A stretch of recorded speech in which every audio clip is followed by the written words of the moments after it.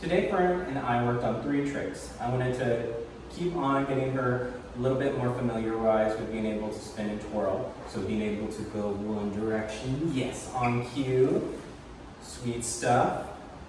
And being able to go to the other direction as well, yes. Just getting really, really good at it. I have no problem in putting a verbal cue to it. I'm gonna grab y'all in to decide which one because I want it to kind of be fun. Let it be partially your choice, but just remember it just needs to stay singular for one direction and another unique word that's singular to the other one. What we spent a big chunk on today, because it was a little bit intimidating for her, it's okay, it's a little strange, is we are practicing on a rubberized platform to help get her to have some placement skills be put on display. Being able to work on a pause on, pause off a little bit more. It's something that I worked on with her from a very young puppy age, but it's been a long time since I practiced getting her onto different surfaces with her paws on. And I just wanted to help strengthen what she knows by reinforcing what she's been practiced with in the past and making sure that we continue to make it make sense because there's a lot that you can do with it too. You can practice at home with an overturned food bowl that's covered with a towel, something that's going to try to not slip as much as possible. Stability helps with them feeling more comfortable. There's already a strange object, so we want to try to avoid it moving as much as possible, so we want it to be stable. We're just making sure what we having that small platform be on be a stable surface that's not going to have it kick out from underneath her.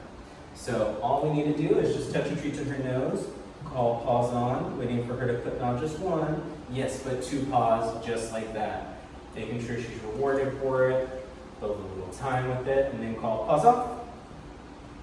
Yes, to cue her to be able to get off as well, making sure there's a huge, decisive, and defined contact between her, pause on.